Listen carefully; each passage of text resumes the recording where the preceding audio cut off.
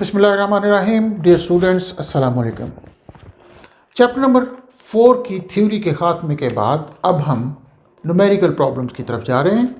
Chapter number 4 के numerical problem की तादाद 10 है। अब हम चैप्टर नंबर 4 का फर्स्ट न्यूमेरिकल करने जा रहे हैं।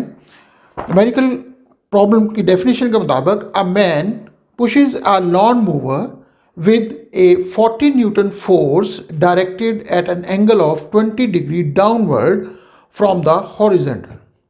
कि एक लॉन मूवर यानी जो घास काटने वाली मशीन होती है उसके को आदमी पुश कर रहा है इस तरह के वो जो फोर्स लगा रहा है यानी उसके जो हैंडल के ऊपर फोर्स लग रही है वो 20 डिग्री डाउनवर्ड एंगल बना रही है विद द हॉरिजॉन्टल।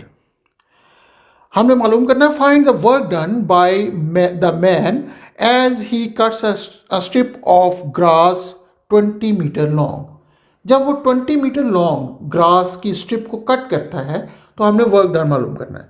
तो बेसिकली सिंपल सा केस है कि हम एक लॉन मूवर को मूव कर रहे हैं with the force of 40 Newton और वो उसको मूव हम 20 मीटर तक कर रहे हैं, जबकि जो एंगल ऑफ इंक्लिनेशन है या फोर्स लगने का जो एंगल है वो 20 डिग्री दिया हुआ है। हम अगर इसको इस तरह समझ लें कि हमारे पास प्रॉब्लम 4.1 है कि एक लॉन मूवर, यहां पे एक लॉन मूवर है जिस पर हम फोर्स लगा रहे हैं at an angle of 20 degree with the horizontal. अब अगर लाजमी तौर पे डाउनवर्ड डायरेक्शन में ये एंगल 20 डिग्री बन रहा है तो ये एंगल भी 20 डिग्री बनेगा। फोर्स लग रही है इस पर इस डायरेक्शन में और ये लॉन मूवर यहां से 20 मीटर दूर तक मूव कर रहा है, यानी जो स्ट्रिप ऑफ ग्रास काट रहे हैं हम वो 20 मीटर तक है। तो हमने मालूम करना है कि वर्क डन क्या होगा। तो अगर देखा जाए तो ये हमारे पास सिंपल सा फोर्स डिस्प्लेसमेंट और एंगल वाला केस बनता है। हम यहां पे देख रहे हैं कि F की वैल्यू 40 न्यूटन है, D 20 मीटर है और थीटा यहां पे 20 डिग्री ही हासिल हो रहा है। तो इसका मतलब ये होगा जो वर्क डन कैलकुलेट करेंगे हम वो F डॉट D यानी F D cos of theta के फार्मूले से हल करेंगे। अल्टीमेटली फोर्स 40 है, डी 20 है और कॉस ऑफ 20 डिग्री हल करेंगे तो रिजल्ट हमारे पास वर्क की सूरत में आ जाएगा। अब ये रिजल्ट इसको अगर हम कैलकुलेटर से हल करते हैं तो ये रिजल्ट बनता है 751.75 जूल। वर्क का यूनिट जूल होंगे तो ये हमारे पास रिजल्ट आएगा। लेकिन यहाँ पे जो अहम पॉइंट होता है कि जब आप रिजल्ट लिखते हैं तो that can not have more number of significant figure, यानी उसकी प्रिसीजन जो गिवन डाटा है उससे ज़्यादा नहीं हो सकती। तो इसका मतलब यहाँ पे सिग्निफिकेंट फिगर्स की तादाद अगर 2 है, यहाँ पे सिग्निफिकेंट फिगर्स की तादाद भी 2 है, तो रिजल्ट में सिग्निफिकेंट फिगर्स की तादाद 5 नहीं हो सकती। ज़्यादा से ज़्यादा सिग्निफिकेंट फिगर्स की तादाद 2 हो सकती है। तो सिग्निफिकेंट फिगर्स की तादाद को 2 करने का तरीका ये होता है कि हम इसको साइंटिफिक नोटेशन में इस तरह करके लिख देते हैं is equal to 7.5 into 10⁻² joule. यानी हम इसको राउंड ऑफ करेंगे 7.5 को 175 को हम ड्रॉप आउट करेंगे और इसको साइंटिफिक नोटेशन में लिख देंगे तो उस सूरत में वर्क हमारे पास ये आ जाएगा जिसमें सिग्निफिकेंट फिगर्स की तादाद 2 ही है। 2 से ज़्यादा हम रख नहीं सकते। इस वजह से हम जब आंसर लिखेंगे इसका तो 7.5 इंटू 10⁻² जूल ज़्यादा बेहतर आंसर होगा। उसके बाद प्रॉब्लम 4.2 की तरफ चलते हैं जी।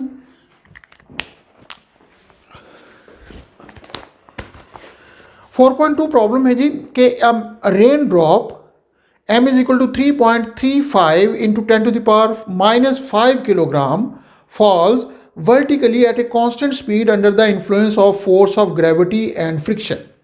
यानी फोर्स ऑफ ग्रेविटी और फ्रिक्शन एट ए टाइम उस पर एक्ट कर रहे हैं। तो इसका मतलब अगर वो कांस्टेंट स्पीड के साथ मूव कर रहा है तो नेट एक्सेलरेशन ज़ीरो है, it means net force will be equal to zero. यानी हम कह सकते हैं कि ग्रेविटी की फोर्स बैलेंस हो रही है with the force of friction. In falling through 100 metre, how much work is done by a gravity and b is the friction. तो यहाँ पे 100 मीटर वो अगर नीचे आता है तो कितना वर्क करेगा, कितनी वर्क ग्रेविटी करेगी और कितना वर्क फ्रिक्शन करेगी। तो देखा जाए कि जब रेन ड्रॉप यहाँ से नीचे की तरफ आ रहा है, यानी यहाँ से वो 100 मीटर वो नीचे आ जाता है, तो 100 मीटर नीचे आने के दौरान फोर्स ऑफ फ्रिक्शन उस पर अपवर्ड डायरेक्शन में एक्ट करेगी, जबकि जो ग्रेविटी की फोर्स होगी which is equal to its weight, वो डाउनवर्ड डायरेक्शन में एक्ट करेगी। तो लाजमी तौर पे जब वो नीचे की तरफ आ रहा है तो उस सूरत में जितना वर्क ग्रेविटी कर रही है वो असल में उसकी पोटेंशियल एनर्जी को डिक्रीज कर रही है, क्योंकि वो उसको अपनी तरफ लेके जा रही है। तो हम कह सकते हैं कि अगर mass of the droplet is 3.35 into 10 to the power -5 kilogram है और h की वैल्यू जो नीचे आ रहा है वो 100 मीटर है, इसको हम डिस्टेंस d के साथ भी डिनोट कर सकते थे, लेकिन जब बॉडी नीचे की तरफ आ रहा होता है under the action of gravity तो हम आमतौर पे उसको h के तौर पे लेते हैं। तो work done by the gravity, तो वर्क बाय ग्रेविटी वो लाजमी तौर पे WG से अगर डिनोट कर दे तो वो चेंज इन पोटेंशियल एनर्जी होगा, that is equal to mgh। mg basically force है, ग्रेविटी की फोर्स है जिस जो ग्रेविटी नीचे की तरफ उसको लगा रही है। h यहाँ पे डिस्टेंस कवर्ड है, तो ये हमारे पास फोर्स इनटू डिस्टेंस ये फार्मूला होगा, लेकिन चूंकि दोनों एक ही डायरेक्शन में, डिस्प्लेसमेंट भी और फोर्स एक डायरेक्शन में, इसलिए पॉजिटिव mgh आ जाएगा। तो दिस विल बी, m की वैल्यू है 3.5 इंटू 9.8 इंटू h की वैल्यू हमारे पास 100 आ जाएगी। जब हम कैलकुलेटर से इसको हल करते हैं तो जो रिजल्ट हमारे पास बनेगा वो 0.03284 जूल बनता है। बात फिर वही आएगी कि अब सिग्निफिकेंट फिगर्स की तादाद अगर देखा जाए तो इस डेटा में मैक्सिमम सिग्निफिकेंट फिगर्स 3 है, इसमें भी मैक्सिमम सिग्निफिकेंट 3 है, तो आंसर के अंदर सिग्निफिकेंट फिगर्स की तादाद 4 नहीं हो सकती जो इस वक्त यहाँ पे नज़र आ रही है। तो इसका मतलब ये हुआ कि हमें सिग्निफिकेंट फिगर्स की तादाद को 3 करना होगा। अब अगर हम सिग्निफिकेंट फिगर्स की तादाद को 3 करना चाहेंगे तो हमें इस 4 को ड्रॉप करना होगा, तो रिजल्ट हमारे पास 0.0328 जूल लिखना चाहिए। अब ये तो हो गया work done by the gravity. अब जो हमारे पास फोर्स ऑफ फ्रिक्शन थी, तो वर्क बाय फ्रिक्शन, अब चूंकि WF हम लिख देते हैं, अब चूंकि बॉडी या ड्रॉपलेट कांस्टेंट स्पीड के साथ नीचे आ रहा है तो इसका मतलब फोर्स ऑफ फ्रिक्शन और ग्रेविटी की फोर्स यानी वेट की फोर्स वो आपस में बराबर होंगी। अगर ये दोनों आपस में बराबर होती हैं तो इसका मतलब वर्क डन, डिस्प्लेसमेंट भी वही है, लेकिन फ़र्क क्या है कि अब फोर्स ऑफ फ्रिक्शन अपवर्ड है, ग्रेविटी की डिस्प्लेसमेंट डाउनवर्ड है, तो यहाँ पे नेगेटिव साइन के साथ सेम आ जाएगा -mgh, क्योंकि कॉस ऑफ 180 हो जाएगा। तो इस सूरत में आंसर हमारे पास 0.0328 जूल ही होगा, बट विद नेगेटिव साइन।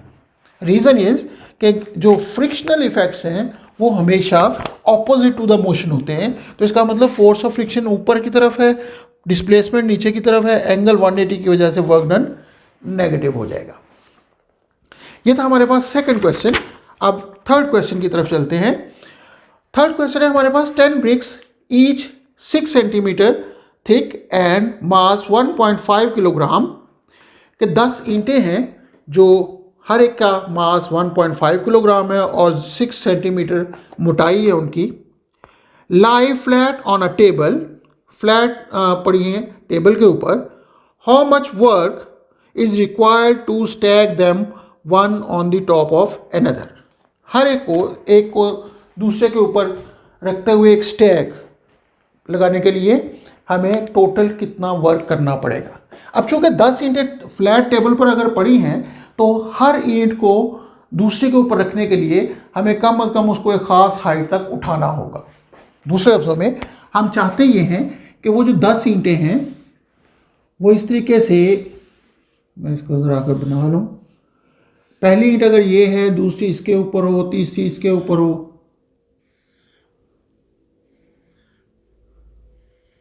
इस तरीके से करते करते हमारे पास ये 10वीं ईंट होगी। हमने 10 ईंटें 1 2 3 4 5 6 और इसी तरह ये 10th। अब चूंकि फर्स्ट जो हमारे पास ब्रिक है ये टेबल सरफेस के ऊपर पड़ी है, हमें इसको ऊपर उठाने की ज़रूरत नहीं है, तो इसका मतलब इसके लिए हमें कोई वर्क नहीं करना पड़ेगा, बिकॉज इसको हमें सरफेस ऑफ द टेबल से नहीं उठाना। ये जहाँ पड़ी है वहाँ पर ही पड़ी रहेगी।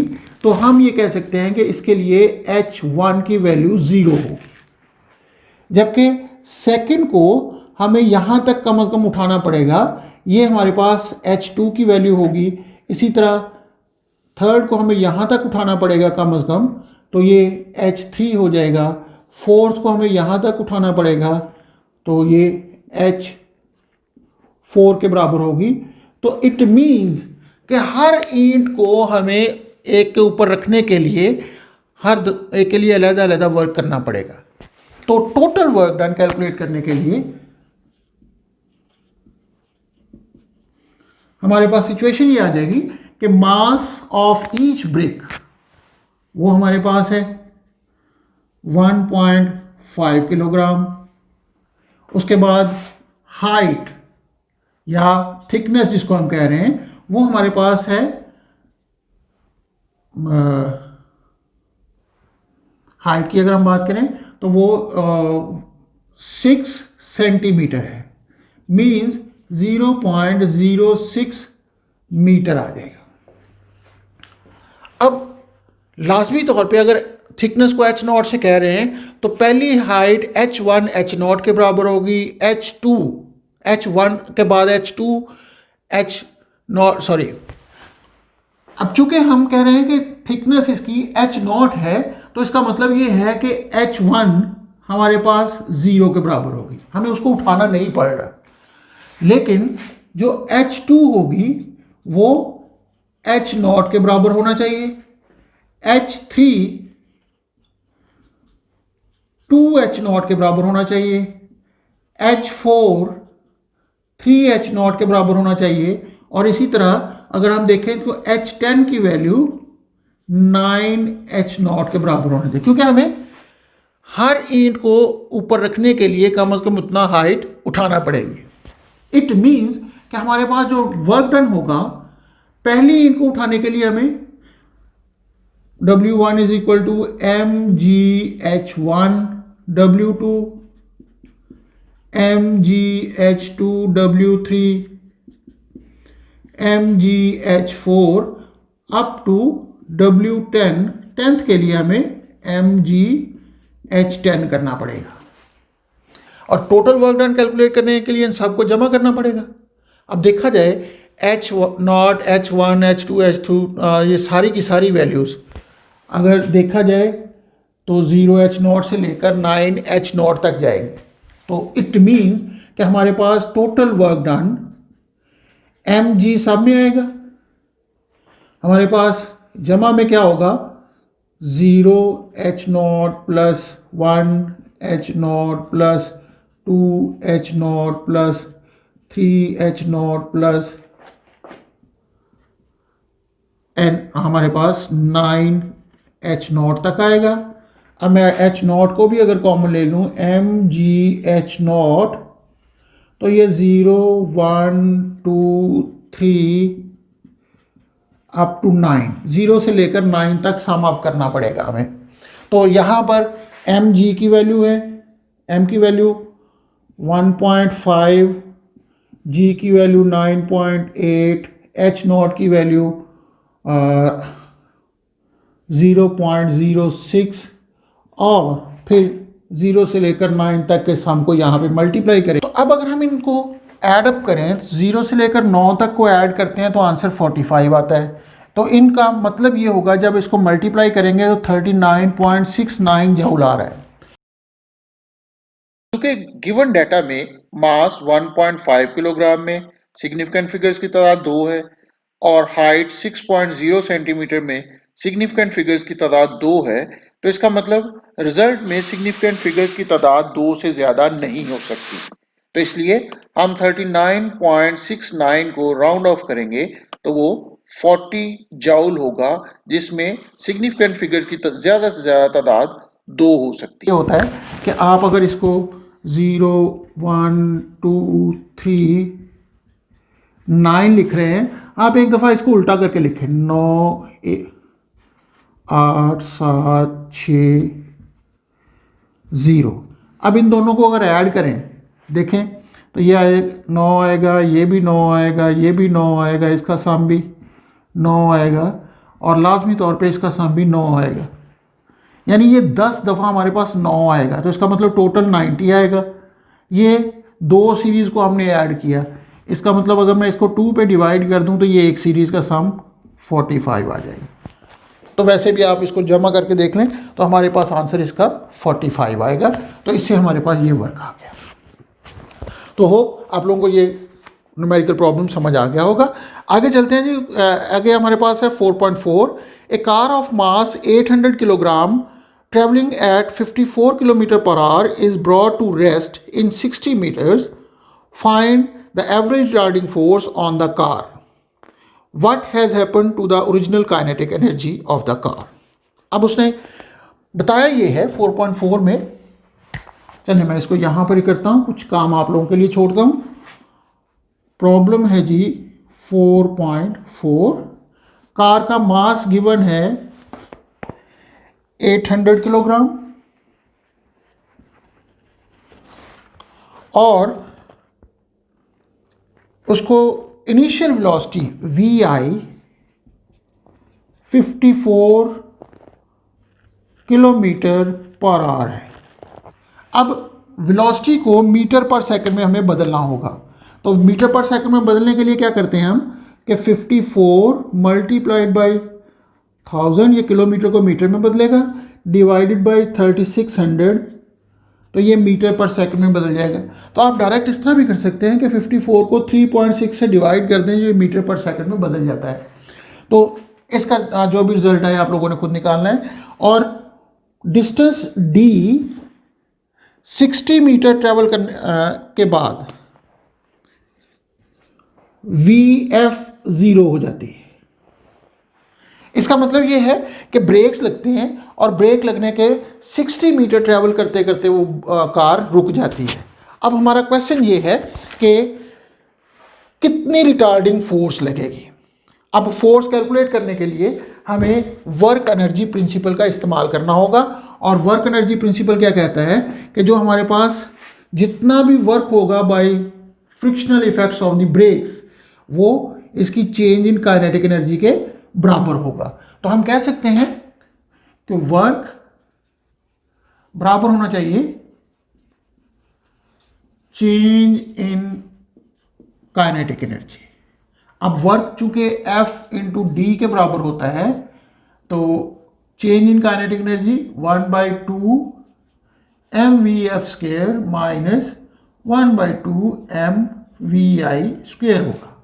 अब Vf की वैल्यू 0 है, इसका मतलब ये तो हो गया 0 माइनस 1/2 m Vi की वैल्यू यहाँ से कैलकुलेट कर लेंगे तो वो हमारे पास जितनी भी बनती होगी उसको हल करेंगे।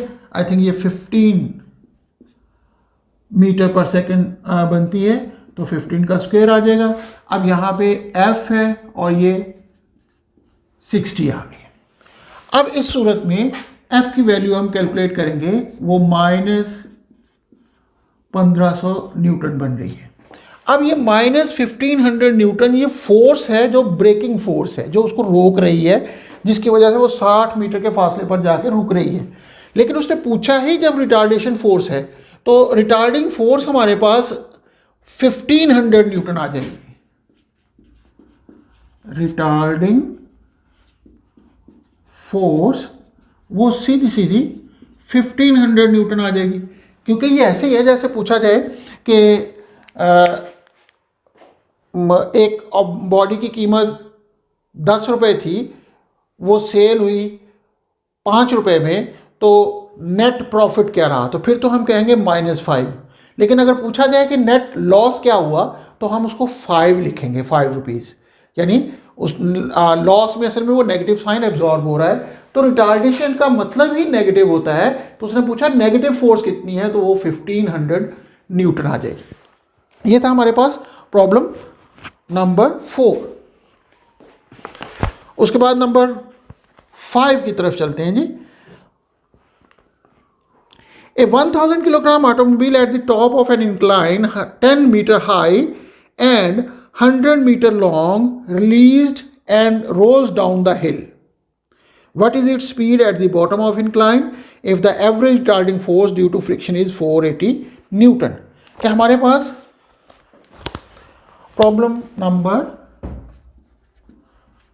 5 है जी कि एक मास ऑफ द ऑटोमोबाइल है 1000 किलोग्राम। अब उसकी speed top of the incline height है 10 मीटर और डिस्टेंस और length of the incline is 100 metre. मतलब ये कि ये हमारे पास एक इंक्लाइन प्लेन है, इसकी टॉप पर एक ऑटोमोबाइल है, इसकी हाइट 10 मीटर गिवन है और ये डिस्टेंस या लेंथ ऑफ द इंक्लाइन वो 100 मीटर है। अब क्वेश्चन ये है कि नीचे आते हुए उस पर एक फोर्स ऑफ फ्रिक्शन एक्ट कर रही है। अब फोर्स ऑफ फ्रिक्शन वो है 480 न्यूटन, 480 न्यूटन की उस पर एक फोर्स ऑफ फ्रिक्शन भी एक्ट कर रही है। हमने मालूम करना है बॉटम पर पहुंचते उसकी स्पीड क्या होगी। तो लाजमी तौर पे यहाँ पर इसके अंदर पोटेंशियल एनर्जी है, जब वो यहाँ पे पहुँचेगी तो उसके अंदर काइनेटिक एनर्जी होगी, लेकिन ये पोटेंशियल एनर्जी मुकम्मल तौर पे काइनेटिक एनर्जी में चेंज नहीं होगी, because due to this force of friction some energy is lost. अब work done against the friction होगा और लाजमी तौर पे वो पोटेंशियल एनर्जी में जितनी कमी वाक़या होगी उतनी काइनेटिक एनर्जी में इजाफा नहीं होगा। तो हम कह सकते हैं कि स्पीड हमने मालूम करनी थी, तो यहाँ पे हमें कहना चाहिए कि गेन